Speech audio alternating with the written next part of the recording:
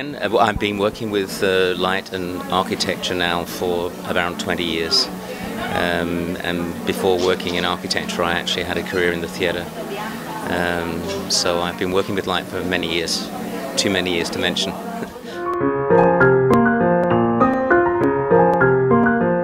Light for me is basically the raw material of what I make my art with, really. It's like my paint or my stone or my steel. It's really a material that I try not to, I don't illuminate a space. I'm making work that is fairly meditative, it's fairly quiet, it's very slow moving, slow changing. So my basic elements really are, time is a very big part of what I do. Color is very, very important, and also transformation, so that I make shape change and forms change. I don't do very much. This is the first time I've ever worked with a retail situation, design for me is very, very important. I mean, in architectural projects, I try to work with the architects, and I did do that here with Massimiliano Locatelli, the head architect of CLS. I work very, very closely on not only where we put it and how we integrate it. I like it to be seamless, really, with the architecture. So yeah, design is everything, and you can see from the quality in this space, it's really it's very, very important. And I think that the color schemes, I've tried to work with the Pinko color schemes a little bit. Not all of them, of course, but I've made a work that's quite strong in color. Whereas the space is very, very sophisticated. It's quite neutral, and that means that the costumes, I say costumes, the garments and the products, they really stand out in the space. And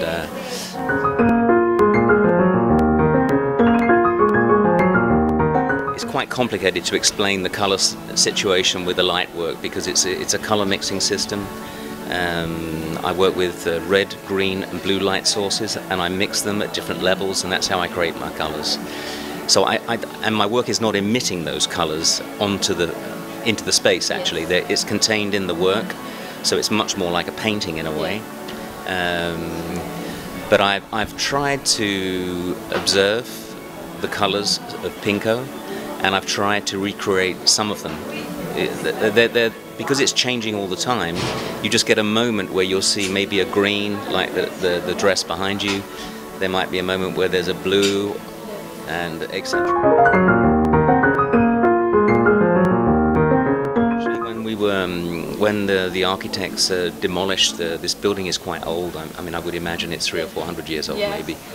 And when they were doing the demolition, we discovered, or they discovered, that there actually was a skylight in the old building that you couldn't see from underneath until the demolition was done, and you actually couldn't see it from above because maybe 100 years ago another roof had been built over the top of it. So it was like a hidden secret in a way. So believe it or not, that circle in the ceiling here in the main room is exactly positioned underneath the original circle, which could be, I don't know, 300 or 400 years old. So in a way, I've created another connection to the history of the building. Maybe this will also be a relic in 100 years from now. I don't know.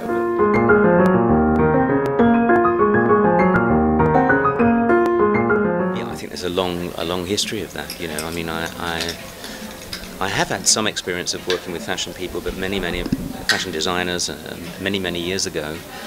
This is definitely the first time I've put my light art into a collaboration. I have to say, working with Pinko has been, and this is not a kind of being a political or anything like that, but the people have been so friendly, so welcoming, and it's been a joy to do it. And especially with the architects, it was really a great experience. And I can see that, of course, that the arts, if you like, are merging. I mean, the line between art, fashion, design, architecture, they are merging now, and you see a lot more crossover of people mixing up disciplines, so to speak. And I think that's the way we get a new experience.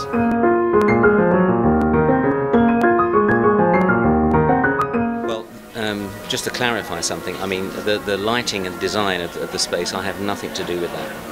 So how do you say, I come into a space that already has a lighting scheme and a lighting design done. Okay. So my work is an intervention or an addition, you could say, to that space. And sometimes I have too much daylight, and sometimes I have too much. These light sources are called CDM, and they're very, very good for showing true color of the fabrics. But they also take away part of my spectrum sometimes. So, you know, it's yeah, I inherit certain things, and I have to embrace the existing environment. And actually, in projects where there is daylight, I've embraced daylight as another element of change in my work. So, because my work is about transformation and change. Yes. So, yeah. When you consider I have it's my life's work, you know. So it's I can't really say much more than that. But I'm working with light every day, and yeah, project after project after project, and exhibitions, museum pieces. I actually have a piece that's also installed the same time as Oculus. We installed a piece called Nominal 8 at the Bocconi here in Milan, which I'm very happy to be in the Bocconi collection. That's really fantastic as well. And I have a gallery here in Milan, so yeah, I'm here quite a bit. Practice. Study, practice, observation. These are the important things, I think, to anybody that wants to work with light art. Look at the masters, which is what I've done as well. I mean, there are some great American light artists and other European light artists. And study art history, very important.